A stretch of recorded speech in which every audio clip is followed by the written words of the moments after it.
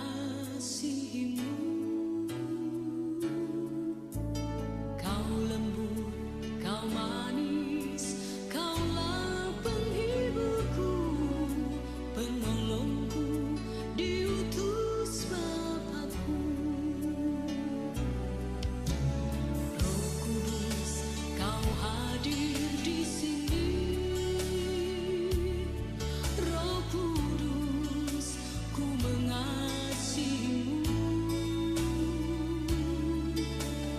Kau lembut, kau manis, kaulah penghiburku, penolongku, diutus Bapakku. Ku buka hati untuk Roh-Mu Tuhan.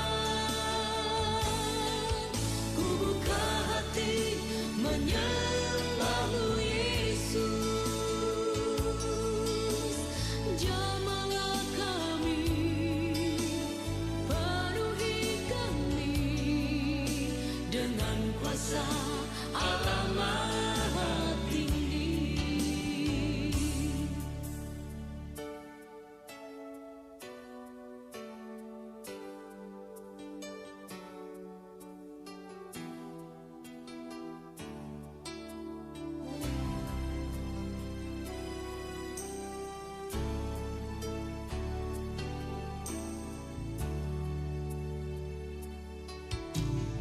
Roh Kudus, kau hadir di sini.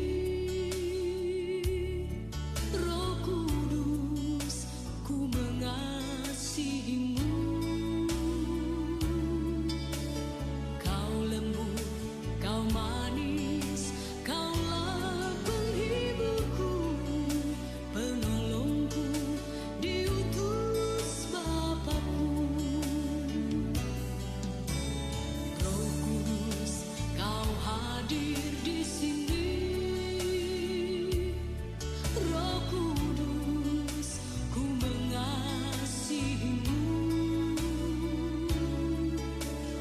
Kau lembut, kau manis, kaulah penghiburku, penolongku, diutus Bapakku. Ku buka hati untuk Roh-Mu Tuhan. Ku buka hati menyembah-Mu Yesus. Jamahlah kami, penuhi kami dengan kuasa Allah Maha Tinggi. Ku buka hati untuk Roh-Mu Tuhan. Ku buka hati menyembah-Mu Yesus. Jamahlah kami, penuhi kami dengan kuasa Allah Maha Tinggi. Jamahlah kami, penuhi kami dengan kuasa Allah Maha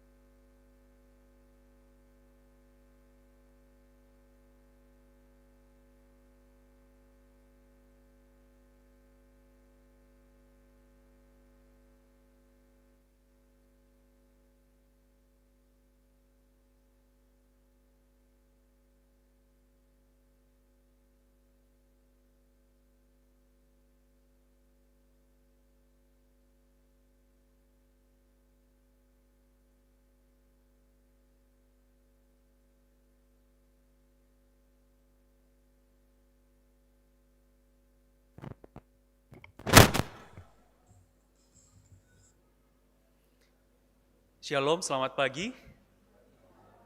Apa kabar pagi hari ini?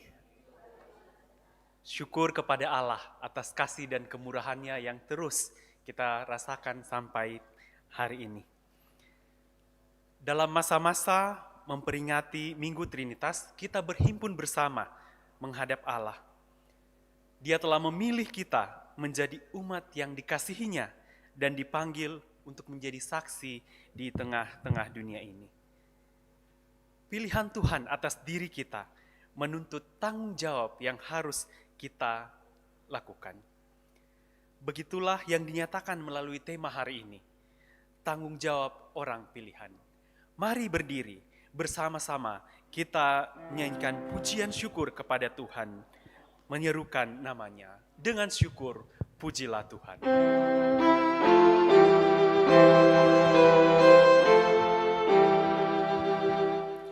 Dengan syukur pujilah Tuhan, biar namanya diserukan,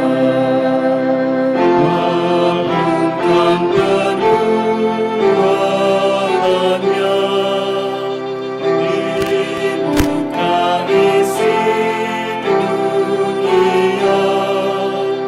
Bernyanyi bermazmur terus tentang karyanya yang bersukalah hilang semua, hai umat yang mencari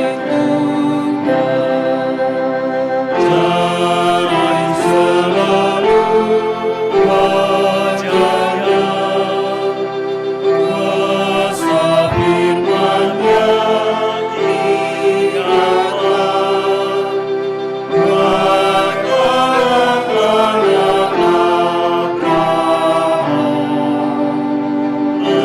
leluhur umat beriman. Mari kita mulai kebaktian kita. Pertolongan kita adalah dalam nama Tuhan yang menjadikan langit dan bumi.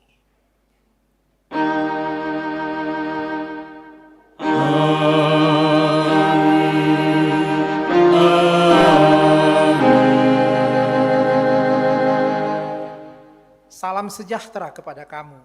Kasih karunia Tuhan memenuhi kamu sebagai orang pilihannya. Salam bagimu juga.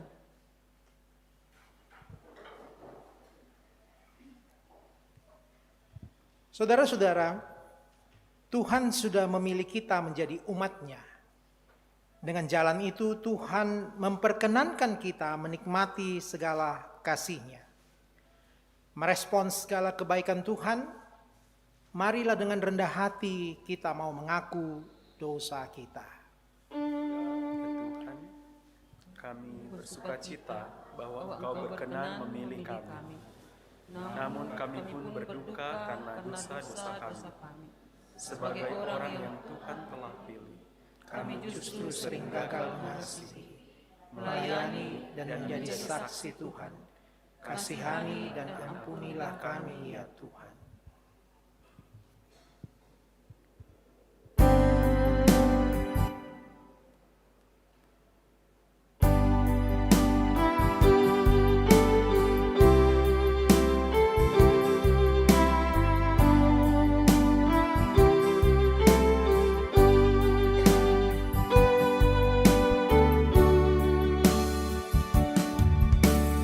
Bila ku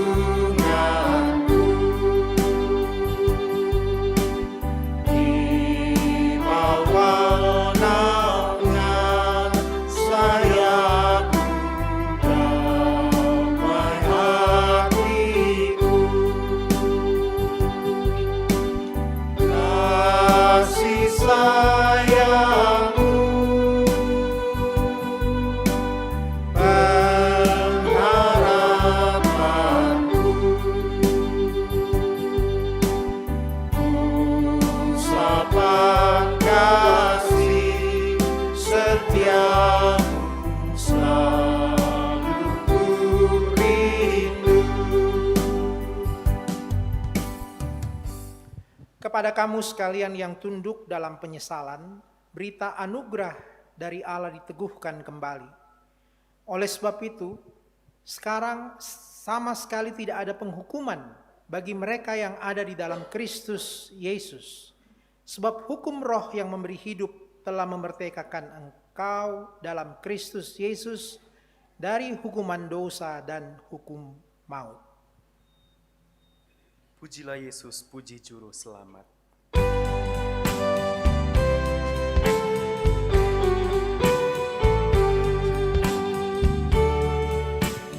Puji Yesus, pujilah Juru Selamat. Pada salib dosa dihapusnya, gunung batu dan harapan abadi dinyatakan di bukit Golgota. Haleluya, hilanglah duka cita oleh kuasa kasih setianya. Puji Dia, beritakan keagungannya. Puji Dia, mari bernyanyilah. Dengarkanlah petunjuk hidup baru. Benih-benih lainnya jatuh di tanah yang baik, lalu berbuah. Ada yang 100 kali lipat, ada yang 60 kali lipat, ada yang 30 kali lipat. Siapa bertelinga, hendaklah ia mendengar.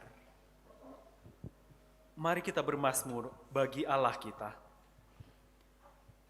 Untuk pemimpin biduan, Mazmur Daud, nyanyian. Bagimulah puji-pujian di Sion, ya Allah. Dan kepadamulah orang membayar nasar. Engkau yang mendengarkan doa, kepadamulah datang semua yang hidup. Karena bersalah, Bila mana pelanggaran-pelanggaran kami melebihi kekuatan kami, Engkaulah yang menghapuskannya.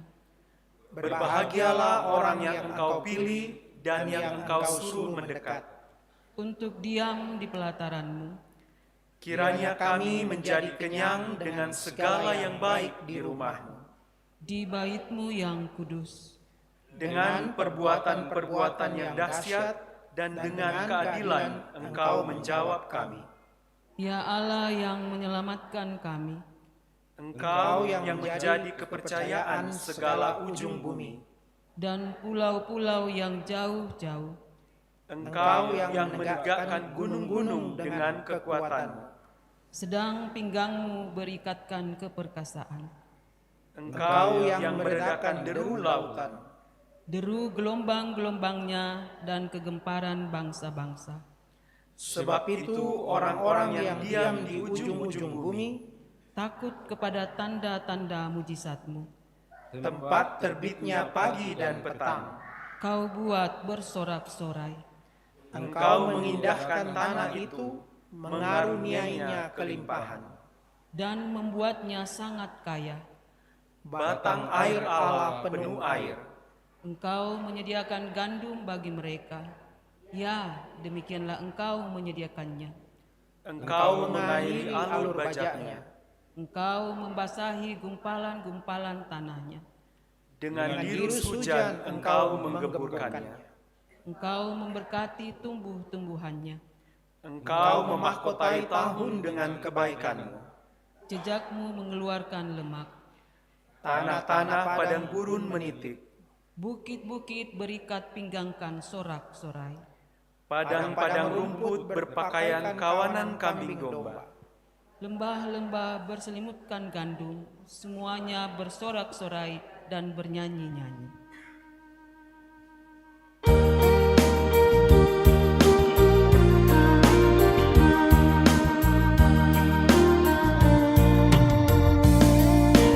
Sion kipaken nek tupaku dianti, jauh kore sopa wakonan ki okuan, karupa kadadek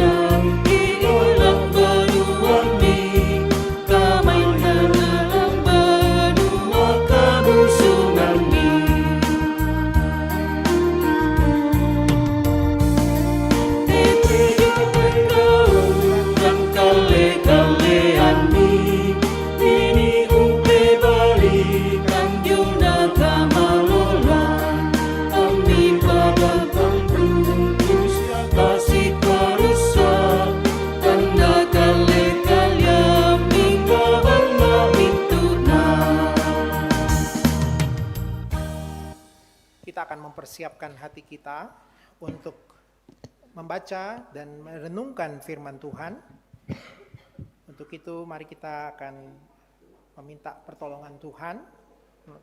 Sebelum kami bertiga, hamba Tuhan akan membacakannya bagi kita semua. Mari kita berdoa. Tuhan Yesus, kami mengucap syukur kepadamu. Pagi hari ini Tuhan kumpulkan kami di rumah-Mu yang kudus. Terima kasih Tuhan anugerahkan pagi hari yang segar bagi kami dan kami telah memuji-muji nama Tuhan. Dan tibalah saatnya kami akan mendengarkan Engkau bersabda kepada kami. Ya Roh Kudus, terangi hati kami, bukakan hati dan pikiran kami, supaya kami boleh mengerti akan kehendak Tuhan bagi kami. Kami pahami dan kami boleh lakukan itu dalam kehidupan kami. Tolong hamba-Mu dan kami semua yang akan membacakan firman dan akan menyampaikannya, pakailah kami Tuhan, untuk boleh menyampaikan seturut dengan kehendak Tuhan, dan itu boleh berkenan kepada Tuhan dan menjadi berkat bagi kami semua. Terima kasih Bapa, kami siap untuk membaca dan merenungkan firman-Mu. Dalam nama Yesus kami berdoa. Amin.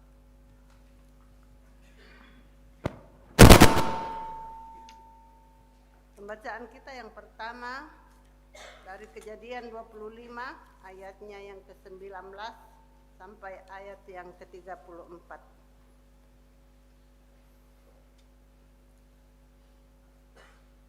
Judul bacaan Esau dan Yakub. Inilah riwayat keturunan Ishak, anak Abraham. Abraham memperanakkan Ishak dan Ishak berumur 40 tahun ketika Ribka anak Betuel orang Aram dari Padan Aram, saudara perempuan Laban orang Aram itu, diambilkan menjadi istrinya. Berdoalah Ishak kepada Tuhan untuk istrinya, sebab istrinya itu mandul. Tuhan mengabulkan doanya sehingga Ribka istrinya itu mengandung. Tetapi anak-anaknya bertolak-tolakan di dalam rahimnya, dan ia berkata, jika demikian halnya, mengapa aku hidup? Dan ia pergi meminta petunjuk kepada Tuhan. Firman Tuhan kepadanya, 2 bangsa ada dalam kandunganmu, dan 2 suku bangsa akan berpencar dari dalam rahimmu. Suku bangsa yang satu akan lebih kuat dari yang lain, dan anak yang tua akan menjadi hamba kepada anak yang muda. Setelah genap harinya untuk bersalin, memang anak kembar yang di dalam kandungannya keluarlah yang pertama, warnanya merah, seluruh tubuhnya seperti jubah berbulu, sebab itu ia dinamai Esau. Sesudah itu keluarlah adiknya, tangannya memegang tumit Esau, sebab itu ia dinamai Yakub. Ishak berumur 60 tahun pada waktu mereka lahir. Lalu bertambah besarlah kedua anak itu. Esau menjadi seorang yang pandai berburu, seorang yang suka tinggal di padang. Tetapi Yakub adalah seorang yang tenang, yang suka tinggal di kemah. Ishak sayang kepada Esau, sebab ia suka makan daging buruan. Tetapi Ribka kasih kepada Yakub. Pada suatu kali Yakub sedang memasak sesuatu, lalu datanglah Esau dengan lelah dari padang. Kata Esau kepada Yakub, berikanlah kiranya aku menghirup sedikit dari yang merah-merah itu, karena aku lelah. Itulah sebabnya namanya disebutkan Edom. Tetapi kata Yakub, juallah dahulu kepadaku hak kesulunganmu. Sahut Esau, sebentar lagi aku akan mati. Apakah gunanya bagiku hak kesulungan itu? Kata Yakub, bersumpahlah dahulu kepadaku. Maka bersumpahlah ia kepada Yakub, dan dijualnyalah hak kesulungannya kepadanya. Lalu Yakub memberikan roti dan masakan kacang merah itu kepada Esau. Ia makan dan minum, lalu berdiri dan pergi. Demikianlah Esau memandang ringan hak kesulungannya itu. Demikian firman Tuhan. Bacaan berikutnya Terambil dari Roma 8 ayat 1 sampai 11. Roma pasal 8 ayat 1 sampai 11. Hidup oleh roh. Demikianlah sekarang tidak ada penghukuman bagi mereka yang ada di dalam Kristus Yesus. Roh yang memberi hidup telah memerdekakan kamu dalam Kristus dari hukum dosa dan hukum maut. Sebab apa yang tidak mungkin dilakukan hukum Taurat karena tak berdaya oleh daging telah dilakukan oleh Allah. Dengan jalan mengutus anaknya sendiri dalam daging yang berupa dengan daging yang dikuasai dosa karena dosa, ia telah menjatuhkan hukuman atas dosa di dalam daging, supaya tuntutan hukum Taurat digenapi di dalam kita yang tidak hidup menurut daging tetapi menurut roh. Sebab mereka yang hidup menurut daging memikirkan hal-hal yang dari daging. Mereka yang hidup menurut roh memikirkan hal-hal yang dari roh. Karena keinginan daging adalah maut, tetapi keinginan roh adalah hidup yang damai sejahtera. Sebab keinginan daging adalah perseteruan terhadap Allah, karena ia tidak takluk kepada hukum Allah. Hal ini memang tidak mungkin baginya. Mereka yang hidup dalam daging tidak mungkin berkenan kepada Allah. Tetapi kamu tidak hidup dalam daging, melainkan dalam roh. Jika memang roh Allah diam di dalam kamu, tetapi jika orang memiliki roh Kristus, ia bukan milik Kristus. Tetapi jika Kristus ada di dalam kamu, maka tubuh memang mati karena dosa, tetapi roh adalah kehidupan oleh karena kebenaran.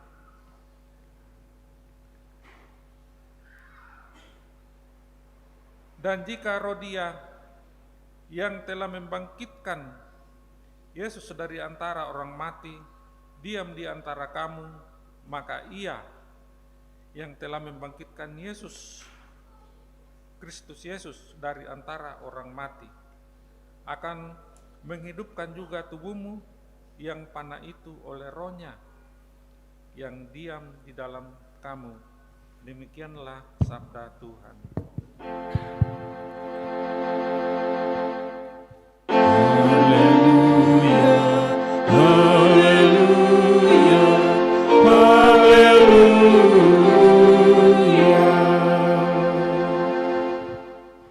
Pembacaan kita selanjutnya terambil dari Injil Matius pasal 13 ayat 1 sampai dengan 9 dan ayat 18 sampai dengan ayat yang ke-23.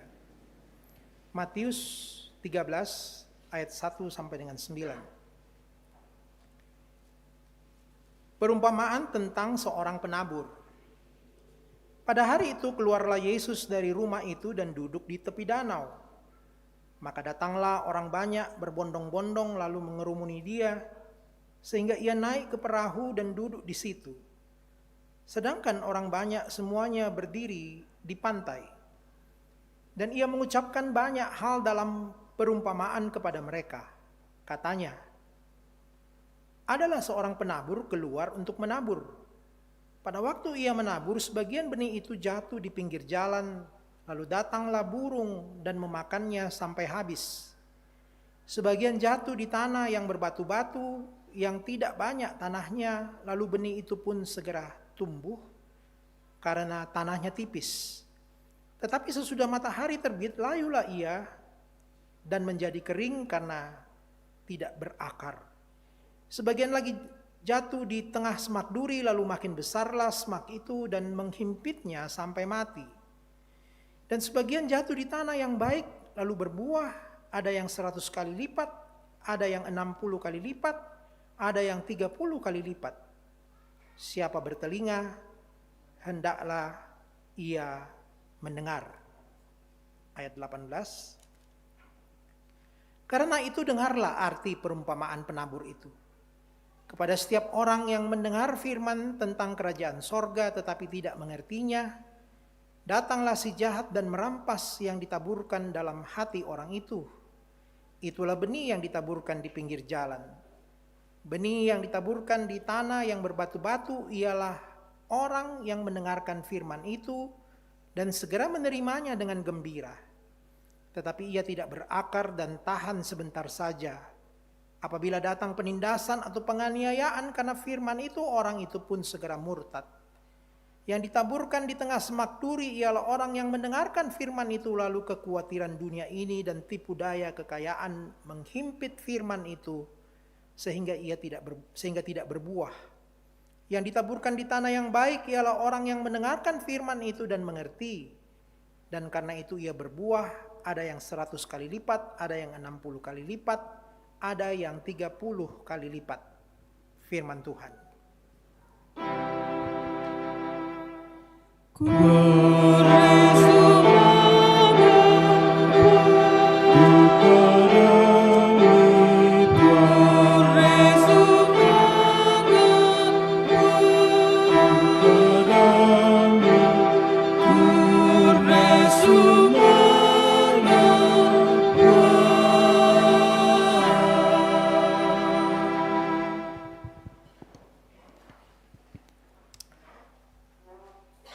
Shalom, selamat pagi Bapak Ibu. Puji nama Tuhan, pagi hari ini kita kembali boleh berjumpa bersama. Tema kita pada minggu ini adalah tanggung jawab orang pilihan. Nah, kita mendasarinya itu secara khusus dari Kejadian pasal 25 ayat 19 sampai 34 yang tadi membahas tentang Esau dan Yakub.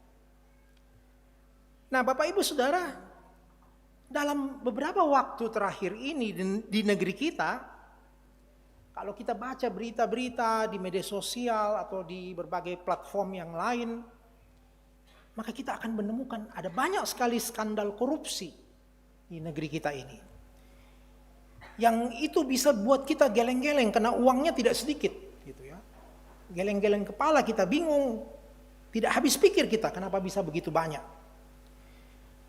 Para pejabat yang seharusnya bekerja dengan sekuat tenaga untuk menata dan mengelola tugas kenegaraan itu dengan baik, tapi justru berbuat yang menyimpang dan sangat mencederai nilai-nilai integritas.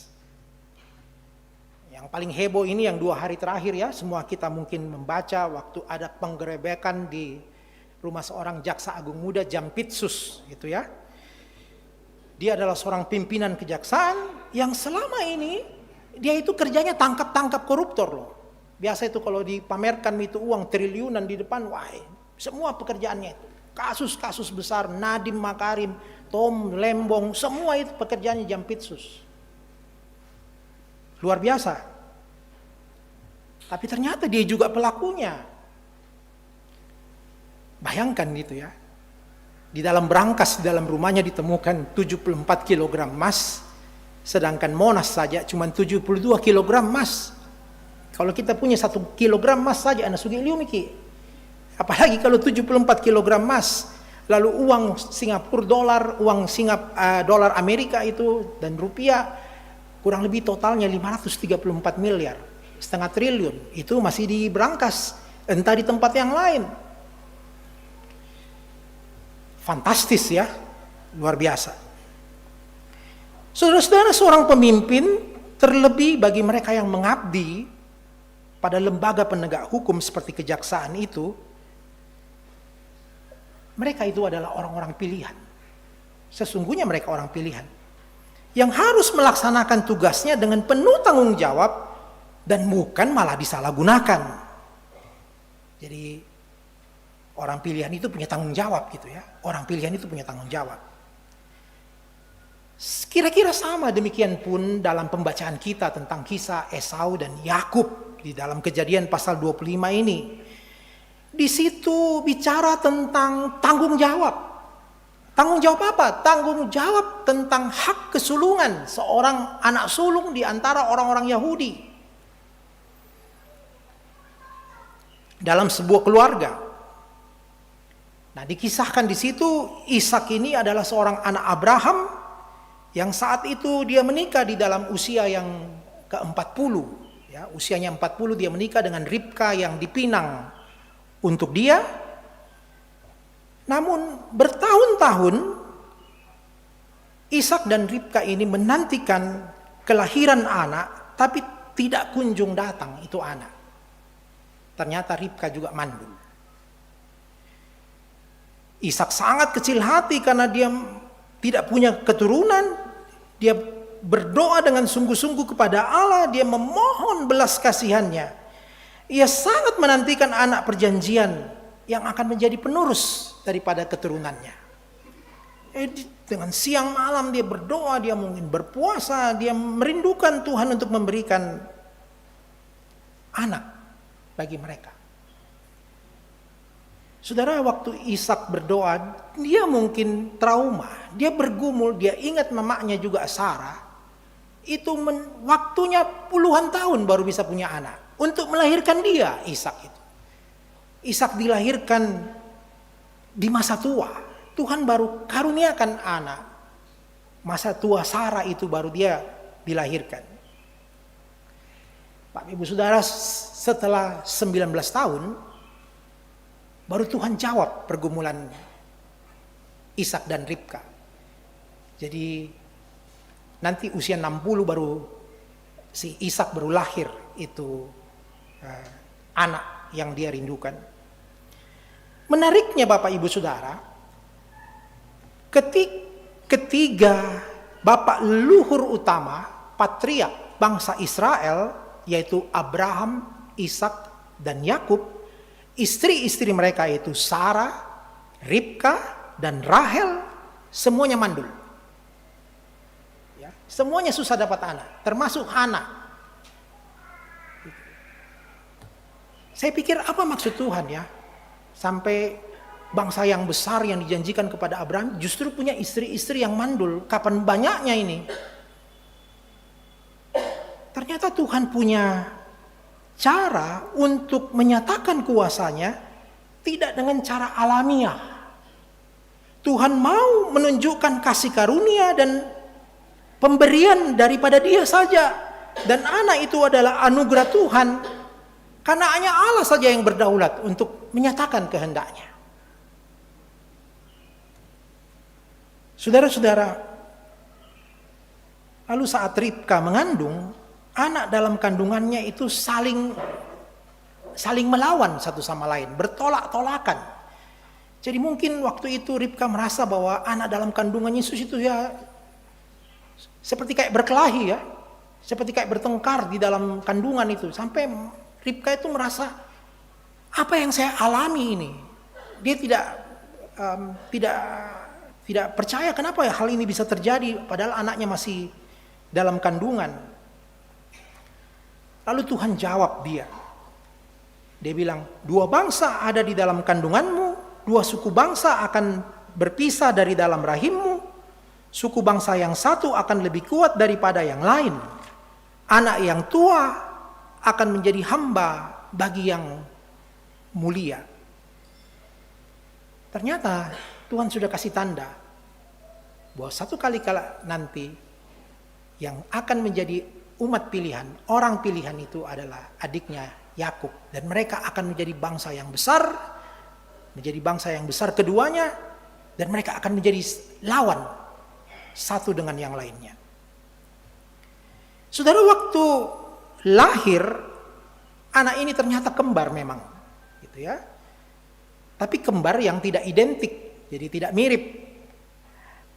Yang sulung itu waktu lahir keluar, dikatakan dia di situ kemerah-merahan, tubuhnya langsung berbulu, Makanya dia dinamai Esau. Esau itu berbulu atau kasar. Anak yang kedua keluar. Ternyata waktu keluar dia sedang memegang tumit kakaknya. Makanya dia disebut Yakub. Yakub itu pemegang tumit. Yang juga arti lainnya dia menggantikan. Arti lainnya dia penipu. Lalu Tuhan mengganti namanya Yakub menjadi Israel, dan Esau itu Edom. Nah, ini dua bangsa yang saling akhirnya nanti saling rame terus ya. Edom itu sekarang di Yordania. Waktu sudah besar, hobi mereka pun juga beda. Esau itu suka berburu, lalu dia suka tinggal di padang gurun. Kalau Yakub pembawaannya tenang, kalem, dia suka tinggal di kemah, anak rumahan. Esau ini kesayangan bapaknya, Yakub kesayangan mama. Jadi memang sudah ada perbedaan sejak kecil.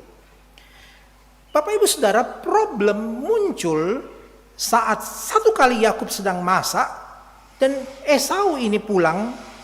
Mungkin dia pulang berburu atau dia punya aktivitas dan dia sangat kelelahan sekali waktu itu. Jadi waktu dia pulang dia lihat adiknya itu sedang masak. Dia mungkin cium aromanya, enak. Dia mau minta masakan daripada adiknya Yakub. Lalu Yakub bilang, saya mau kasih kamu asalkan diganti dengan hak kesulungannya. Saya pikir terlalu juga ini Yakub ya. Masa semangkok kacang merah dia minta barternya, gantinya itu dengan hak kesulungan. Coba bilang saja berapalah harganya ya. Satu mangkok kacang merah mungkin 10.000, 15.000. Masih masuk akal ya? Atau ganti baju apanya yang kamu suka di kakakmu. Tidak loh. Mintanya ini berat. Hak kesulungan yang diminta. Nah, apakah itu hak kesulungan? Kalau di antara orang Yahudi, hak kesulungan itu sangat penting sekali Bapak Ibu Saudara. Apa keistimewaan daripada hak kesulungan? Anak sulung itu adalah pemimpin dalam ibadah keluarga. Itu adalah kedudukan yang terhormat bagi seorang anak sulung. Yang kedua, anak sulung punya dua hak warisan. Jadi warisan ganda, dia pasti banyak. Lebih banyak daripada yang adiknya.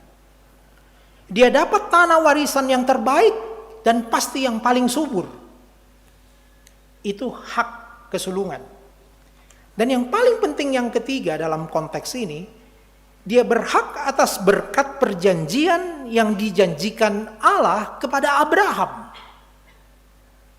Jadi ini penting sekali ya. Hak kesulungan ini istimewa. Tapi sayang sekali Esau merendahkannya. Dia menyepelekan hanya karena ingin makanan yang enak. Pikirannya jadi pendek. Mungkin karena saat itu dia dikatakan sangat kelelahan, dia sangat letih, dia capek. Mungkin itu yang buat dia dikuasai hawa nafsu daging. Dia sudah tidak pikir lagi waktu adiknya bilang, oke, saya kasih kok, tapi kasih ke hak kesulunganmu ya, tak mana tangga itu. Dia anggap biasa itu, lalu kemudian hilang akal sehatnya. Dia jadi buta hati, dia lupa diri, dan dia menukarkan sesuatu yang sebenarnya sangat berharga dalam dirinya hanya dengan sebuah semangkok kacang merah. Itu ironis sekali sebenarnya dari seorang Esau.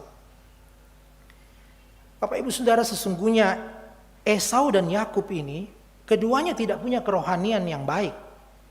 Mereka tidak peduli soal hal-hal yang rohani sesungguhnya. Mereka hanya pikir kesenangan diri yang sesaat, seperti makanan, seperti materi, posisi. Hanya itu. Kalau Esau pikir makanan saja, kalau Yakub ini pikirannya ekonomis. Bicara soal jabatan, bisa bicara soal hak. Orientasi hidup mereka hanya kepada materi dunia. Bapak Ibu Saudara, dari kisah ini kita belajar untuk berjaga-jaga senantiasa Agar kita juga jangan sampai menukarkan hal-hal yang paling berharga dalam hidup kita, yaitu iman kita, hanya dengan sesuatu yang tampak menggiurkan. Entah mungkin itu harta ya, kuasa, jabatan, godaan seksual, yang sifatnya itu hanya sementara, fana, dan yang hanya berlaku di dunia. Jangan kita mengabaikan menjual kewibawaan kita, harga diri kita, hak-hak yang istimewa dalam diri kita, hanya dengan sesuatu yang sifatnya sementara. Mungkin saat itu kita dapatkan kenikmatan dan kenyamanannya, tapi kita kehilangan yang esensi dalam hidup kita. Coba itu para orang yang korupsi itu. Mungkin dia kaya raya ya, tapi dia kehilangan harga diri kan, apalagi kalau ketangkap itu. Siapa yang malu? Bukan cuma dia, teman-temannya, keluarganya, semua orang mencaci makinya, dia menjadi terkenal, dia kehilangan harga diri. Tapi orang mau menjual demi untuk kesenangan dirinya. Jangan tinggalkan iman dan keselamatan yang telah dianugerahkan pada kita. Atau bagi kita yang mungkin ada yang anak-anak muda gitu ya, pacar-pacaran, kalau sudah pergi keluar dengan orang yang tidak seiman, ya sudahlah, enggak apa-apa, kita kompromi gitu. Kita menjual hak keistimewaan kita hanya untuk sesuatu yang kita anggap menyenangkan dalam diri kita. Itu adalah anugerah yang harus kita pertahankan. Apalagi saat kita kelelahan, baik fisik maupun mental dan hati kita, karena mungkin kita mengalami sakit penyakit, kita lagi mengalami krisis keuangan, kita lagi ada tekanan, ada konflik. Gampang sekali itu kadang-kadang menjual hal-hal yang istimewa dalam hidup kita. Kita kehilangan segalanya, kita lupa segalanya, karena situasi membuat kita tidak berdaya. Bukankah seperti itu yang banyak orang alami ya? Wah, kena tekanan, akhirnya bisa korupsi, kena kebutuhan, kena keadaan, atau melakukan kejahatan karena ada sesuatu yang dia dalam keadaan lelah, dia sudah tidak sanggup mengendalikan dirinya. Akhirnya dia menjual hal-hal yang penting dalam hidupnya. Bapak Ibu Saudara, pemazmur Daud katakan, berbahagialah engkau orang pilihan Allah yang dekat pada Allah, yang tinggal di dalam pelatarannya. Sebagai orang pilihan yang telah diselamatkan, kita punya tanggung jawab untuk menjaga kekudusan hidup kita dan iman kita. Jangan anggap murah keselamatan yang kita miliki. Gitu. Seperti yang selalu saya bilang dari seorang teolog, Dietrich Bonhoeffer, dia bilang jangan jadikan anugerah itu menjadi murahan, cheap grace gitu ya, yang kita sudah miliki dalam hidup kita. Seperti Paulus katakan, kamu yang hidup dalam roh Allah memikirkan hal-hal yang dari roh, bukan menurut keinginan daging yang menyesatkan. Jadi jangan lagi hidup seperti keinginan daging, kehendak daging kita, karena kita sudah hidup di dalam Tuhan ya. Tapi hiduplah di dalam roh yang menuntun kita. Sehingga kita selalu akan menjaga tanggung jawab kita sebagai orang pilihan. Ingat, kita orang percaya, kita umat Allah yang maha kudus. Ada orang mau sogok kita, ada orang yang mau beli kita, jangan mau. Ada orang menggoda kita, jangan mau. Ingat, kita adalah orang pilihan. Kita punya tanggung jawab untuk jaga status kita sebagai orang pilihan di dalam Tuhan. Hendaklah kita selalu menjadi tanah yang subur, di mana benih firman Tuhan itu bertumbuh, berbuah beratus-ratus kali lipat. Dan kita selalu akan menjadi orang yang teguh di dalam iman dan bertanggung jawab sebagai orang pilihan di dalam Tuhan. Bila ada yang sedang bergumul dengan godaan untuk menjual kewibawaan, harga diri, tinggalkan itu. Menangkan Kristus dalam diri kita. Karena kita punya tanggung jawab sebagai orang pilihan untuk menjadi berkat bagi dunia. Kiranya Tuhan menolong kita. Amin. Mari kita masuk dalam saat teduh. Mari kita merenungkan diri di hadapan Tuhan. Apakah kita sudah hidup menjaga kekudusan kita dan sungguh-sungguh hidup di dalam anugerah Tuhan.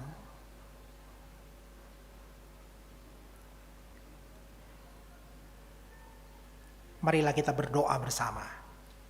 Bapa kami yang di sorga, dikuduskanlah namamu, datanglah kerajaanmu, jadilah kehendak-mu. Berikanlah kami pada hari ini makanan kami yang secukupnya, dan ampunilah kami akan segala kesalahan kami, seperti kami juga mengampuni orang yang bersalah kepada kami. Dan jangan membawa kami ke dalam pencobaan, tapi lepaskanlah kami daripada yang jahat, karena Engkaulah yang punya kerajaan dan kuasa dan kemuliaan sampai selama-lamanya. Amin. Bapak Ibu Saudara, mari kita berdiri bersama-sama dengan segenap di segala tempat dan abad. Kita mau mengakui pengakuan iman rasuli di hadapan Tuhan. Aku percaya kepada Allah, Bapa yang Maha Kuasa, Halik langit dan bumi, dan kepada Yesus Kristus, anaknya yang tunggal Tuhan kita, yang dikandung daripada Roh Kudus, lahir dari anak darah Maria, yang menderita di bawah pemerintahan Pontius Pilatus, disalibkan, mati dan dikuburkan, turun dalam kerajaan maut. Pada hari yang ketiga, bangkit pula dari antara orang mati, naik ke sorga, duduk di sebelah kanan Allah, Bapa yang Maha Kuasa, dan akan datang dari sana untuk mengakhiri orang yang hidup dan yang mati. Aku percaya kepada Roh Kudus, gereja yang kudus dan am, persekutuan orang kudus, pengampunan dosa, kebangkitan daging, dan hidup yang kekal. Amin. Batu penjuru gereja dan dasar yang esa, yaitu Yesus Kristus.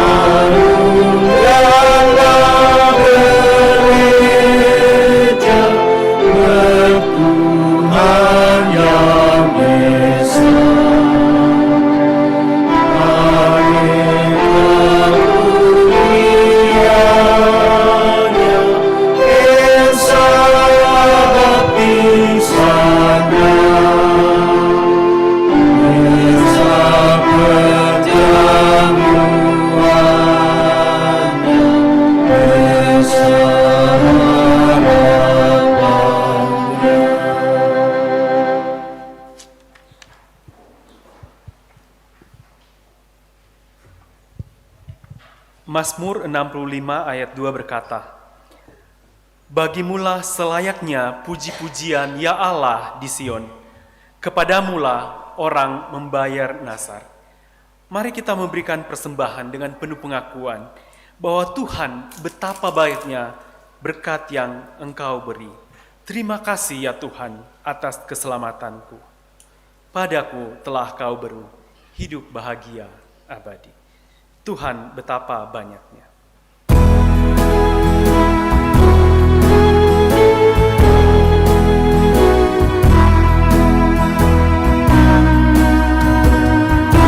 Berkat yang Kau beri.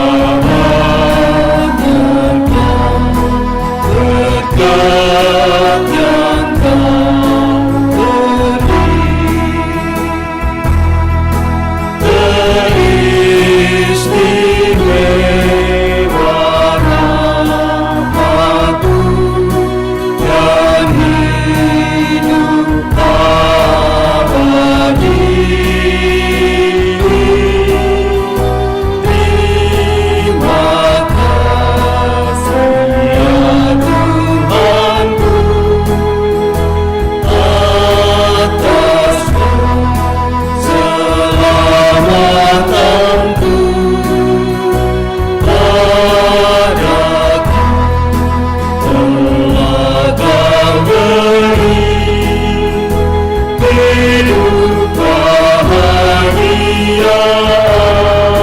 abadi. Sanak saudara dan teman kau beri kepada kami. Sanak saudara dan teman kau beri kepadaku. Berkat terindah ialah aku menjadi anak. Pada terindah ialah ku jadi anakmu. Terima kasih ya Tuhan atas keselamatan.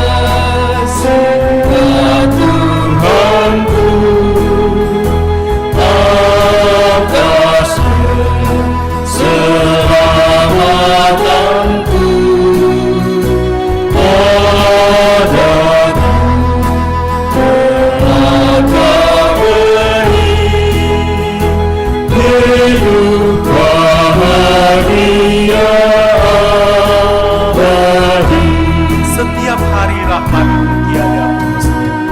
Setiap hari rahmat-Mu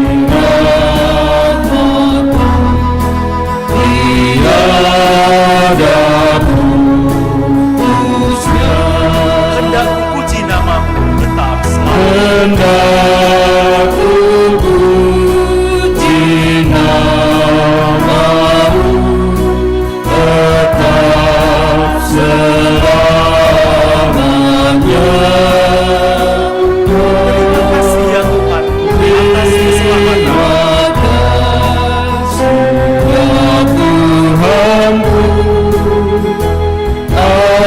atas keselamatan. Padamu telah kau beri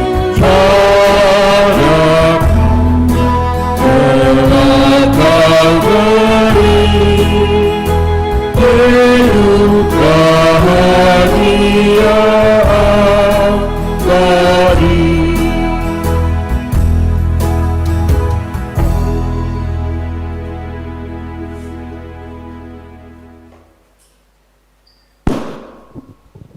Bapak Ibu, saudara-saudara sekalian, ada anak pura yang latapa situ ke asing untuk pembangunan punti pemandu-mandi ke mantawa kami lah sabah taruh sampun nak tak menik kurang nak tak kembali kami tawai 50 pisan penduan pentalung.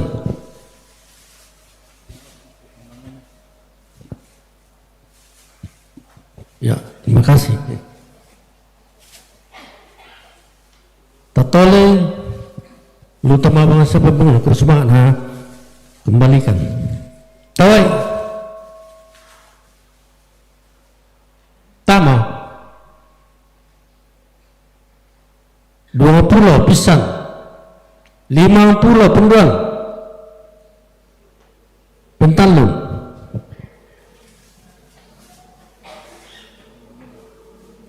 Telur ayam untuk pembangunan. Tatawai 50 pisan penduan pentalung. Apa berarti?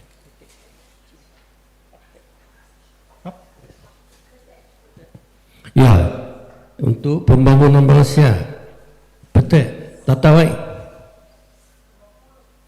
50 pisan penduan pentalung.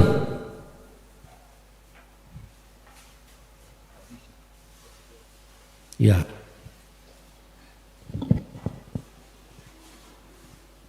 buara abisa untuk pembangunan bangsa tatawai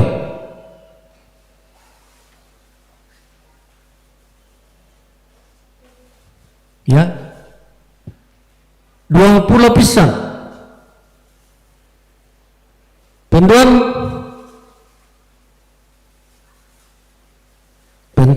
atau mengelelang.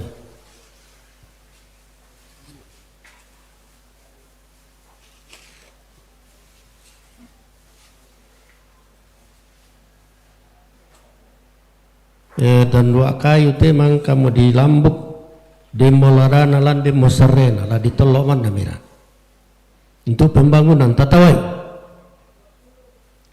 50 pisan penduan pentalun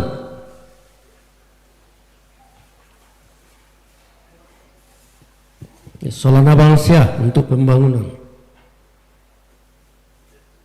tawai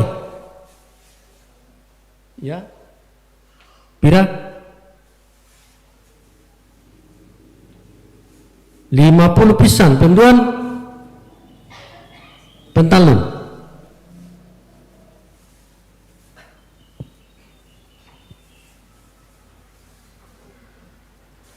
solana bangsa teh budak-budak ladana lante sola sarena tawai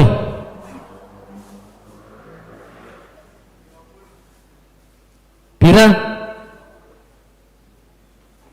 50 satu kali 52 kali 53 kali buah pete untuk pembangunan 50 pisan penduan 100 pisan penduan pentalun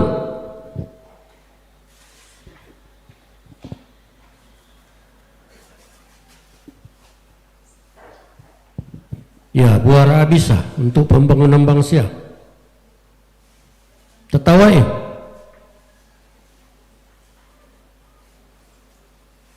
tama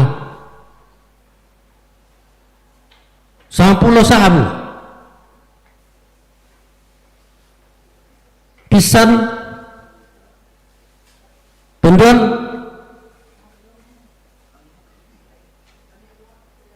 pentalun tamalela eden resa jobo kok misak kandu biru nani mangka kutiru nina untuk pembangunan dan tawai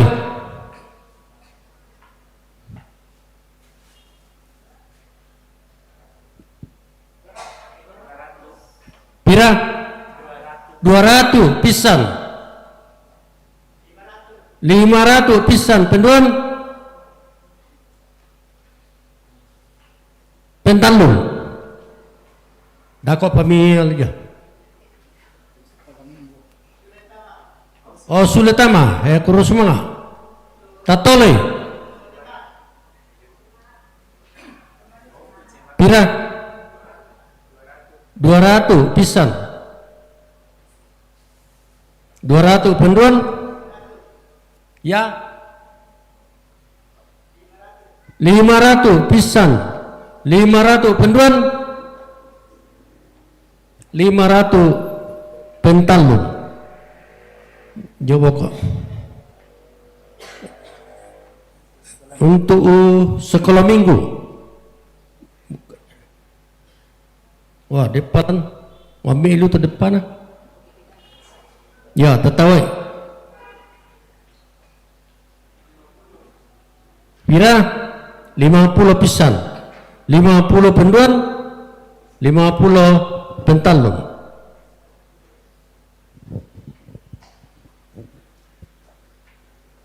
untuk sekolah minggu bangsa tawai 50 satu kali 50 pisan penduan pentalun solana bangsa teh ya 50 pisan 50 penduan 50 pentalun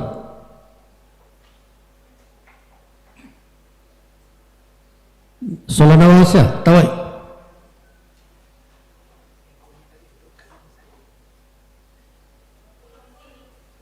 Lima-puluh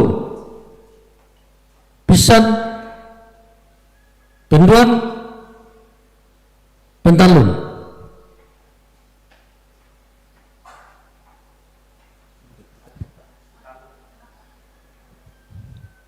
Ya, solana wangsa teh. Tetawai.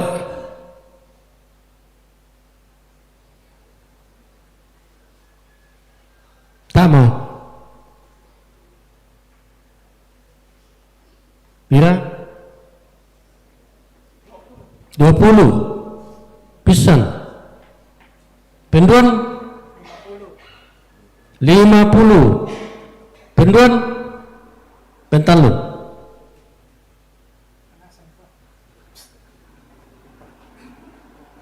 Udah 2 pala. Oh, taluk pak. Tawai 50 pisan. Penduan pentalun. Inde pak. Tawai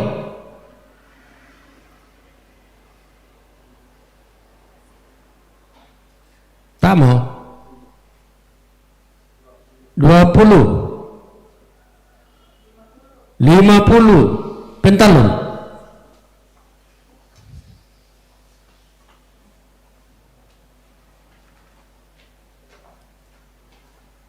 Dah 2 menurutnya.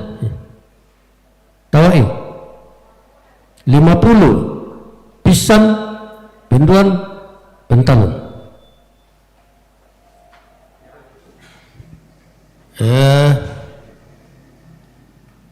Gimana nama bisa indah?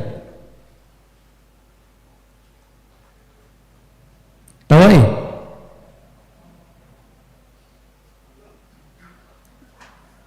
20 pisan penduan pentalun. Ya kurus semangat tuh nalaki katanan lan pasituka tenaturan na sing pembesak ki solonasang.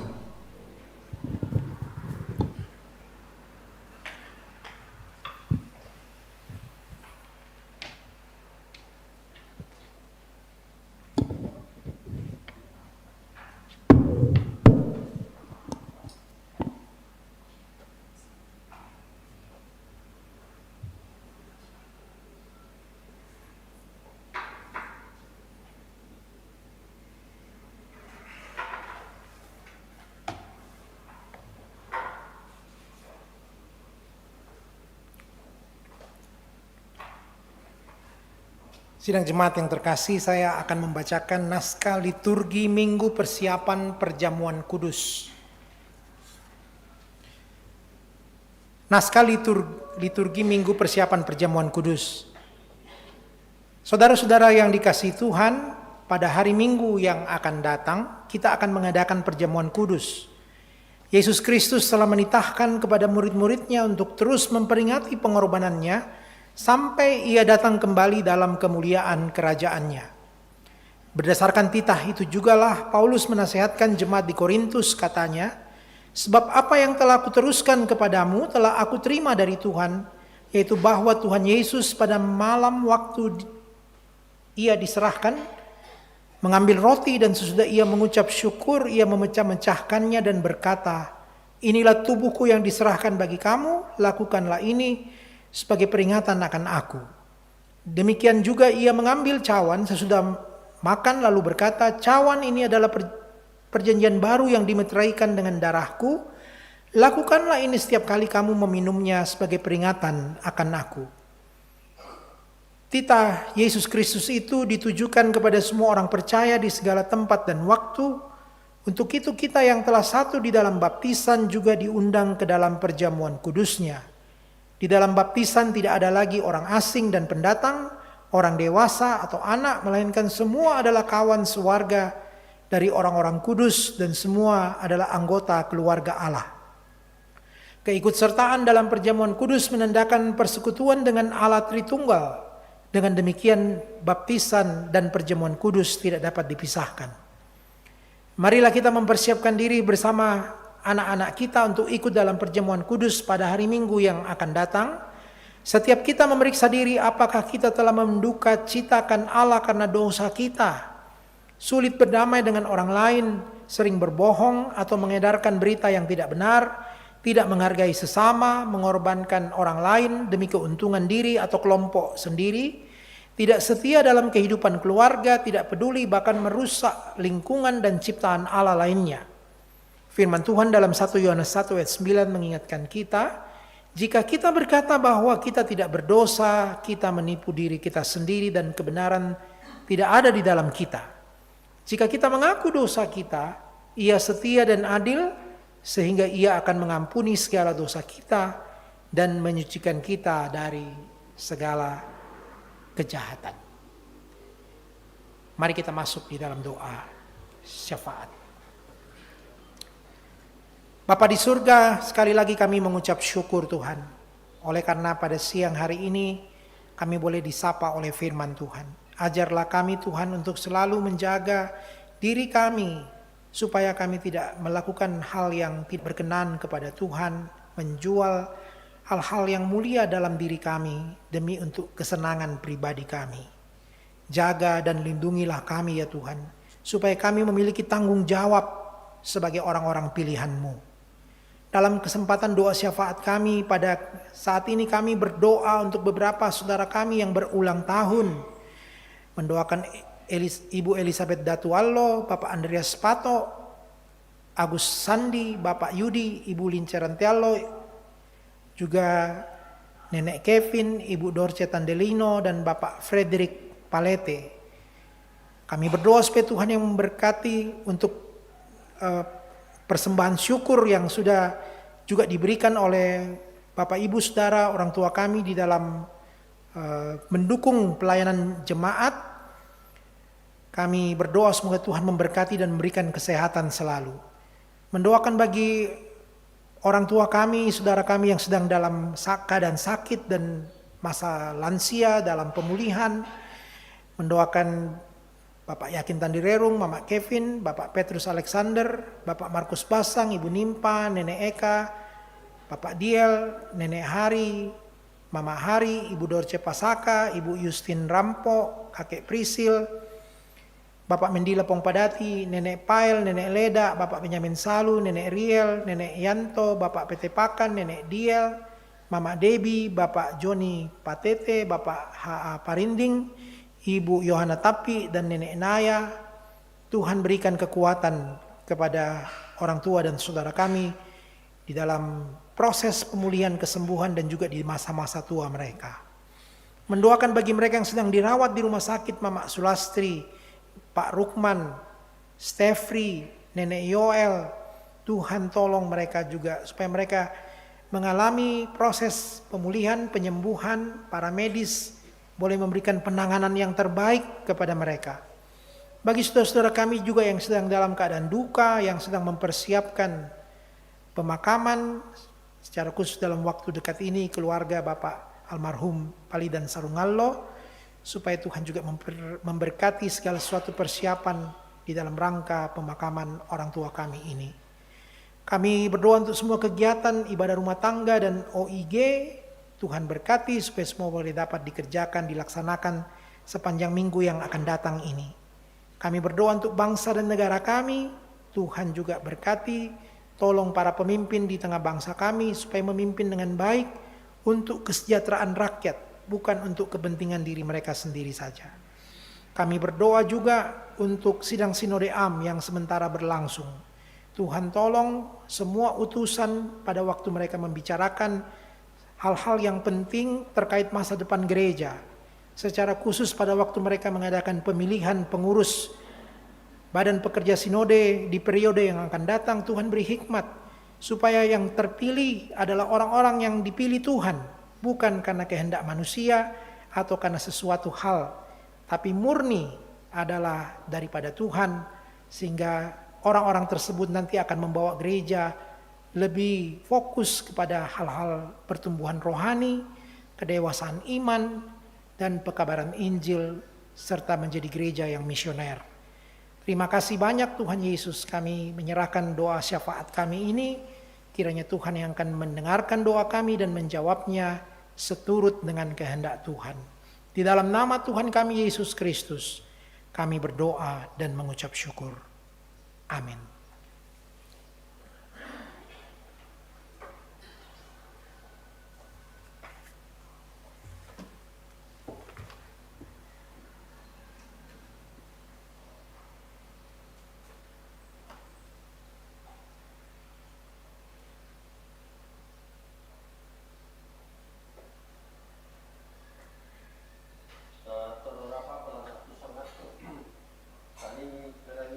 Kira-kira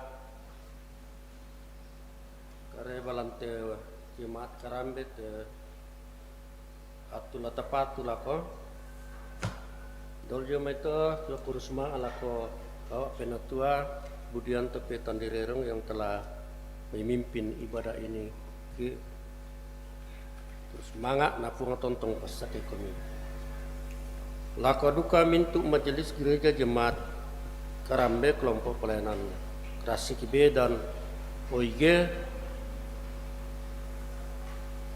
tunala katana lante amenumban iku akur semangat napuang meratontong pasak ekon Warta Jemaat Karambe Minggu 12 Juli 2026. Pertama, disampaikan kepada anggota jemaat bahwa pendeta-pendeta Gereja Toraja sedang mengikuti sidang Sinode AM ke-26 di Palopo mulai tanggal 9 sampai dengan 14 Juli 2026 termasuk pendeta Jemaat Karambe. Yang kedua, pertemuan bulanan PWGT Jemaat Karambe dilaksanakan pada hari Senin tanggal 13 Juli 2026 pukul 16 atau jam 4 sore. Pelayan dan tuan rumah adalah kelompok pelayanan Krasik B dan akan dilanjutkan dengan persiapan bersama ibadah PWGT pemimpin persiapan Ibu Sarli Limbu Sarjana Teologia. Yang ketiga, sabda dan doa malam Jemaat Karambe dilaksanakan pada hari Rabu 15 Juli 2026 pada pukul 20 atau jam 8 malam melalui YouTube Jemaat Karambe. Pelayan Bapak Penatua Budianto Petandirerong MD. Yang keempat, perjamuan kudus Jemaat Karambe dilaksanakan pada hari Minggu tanggal 19 Juli 2026 dalam semua jam ibadah. Yang kelima, pengakuan iman saudara Arpin Sulo akan dilaksanakan pada hari Minggu tanggal 19 Juli 2026 dalam ibadah pukul 9. Yang keenam, rapat evaluasi lansia TK Antera dan Komisi Diakonia akan dilaksanakan dalam minggu kedua bulan Juli tahun 2026. Yang ketujuh, persiapan bersama pelayan ibadah rumah tangga untuk hari Selasa tanggal 21 Juli 2026 dilaksanakan pada hari Sabtu 18 Juli 2026 pukul 16 atau jam 4 sore. Pemimpin persiapan Penatua Andre B. Yuda. Yang kedelapan, ibadah PPGT hari Jumat 17 Juli 2026 di kelompok pelayanan To'alo untuk sementara ditunda. Yang kesembilan, pertandingan futsal untuk anak sekolah minggu pada tanggal 24 sampai 27 Juli 2026 di lapangan Buah Talulolo. Mohon dukungan untuk warga jemaat bagi anak-anak kita yang mengikuti futsal itu. Demikian, Wata Jemaat, terima kasih atas ketenangan kita. Tuhan memberkati.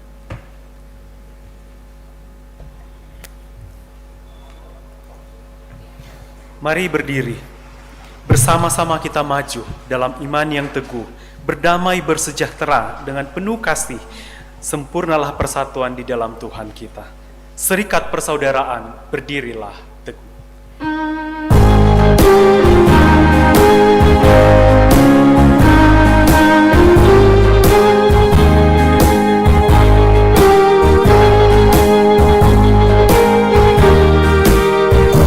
Serikat persaudaraan, berdirilah teguh, sempurnakan persatuan di dalam Tuhanmu. Bersama-sama majulah di Tuhan dan iman, berdamai bersejahtera dengan pengasihan,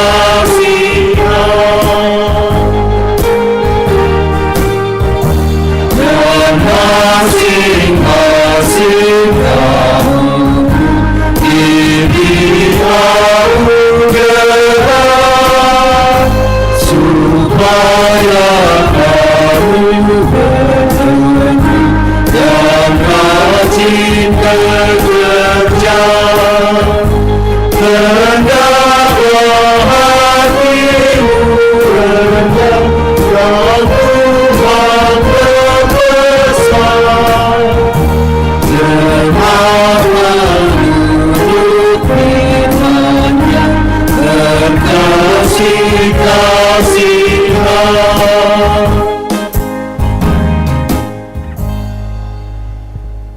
Pergilah, Tuhan memilih kita sebagai umat-Nya disertai tanggung jawab untuk menjadi saksi tentang kebaikan Tuhan. Kita terima berkat Tuhan. Kiranya Allah mengasihani kita dan memberkati kita, kiranya Ia menyinari kita dengan wajah-Nya. Amin. Allah telah memberi anugerah dan waktu bagi kita untuk berkarya dalam hidup kita. Apa yang kita kejar di dunia yang fana ini?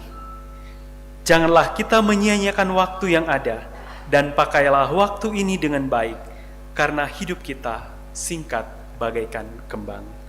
Pakailah waktu anugerah Tuhan.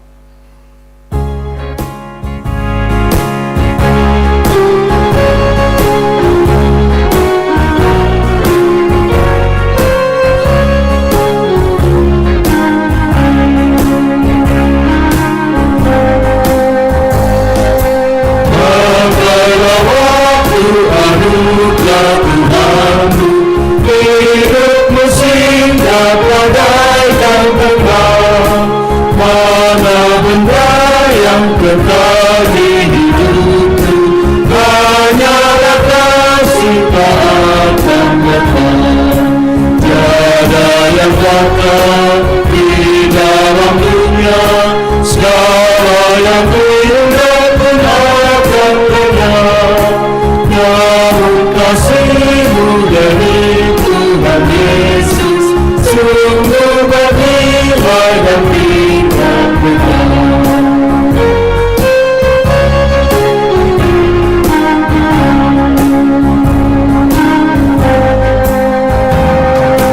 Jangan menyia-nyiakan waktu, hidup orang yang berpeluh.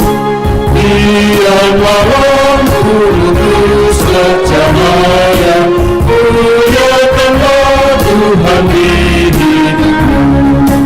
Tiada yang dapat di dalam dunia, segala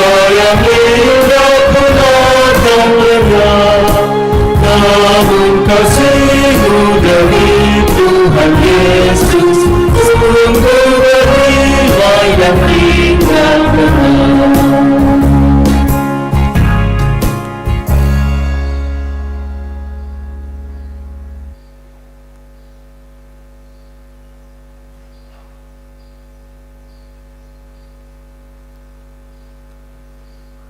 Selamat hari Minggu, Tuhan memberkati kita semua.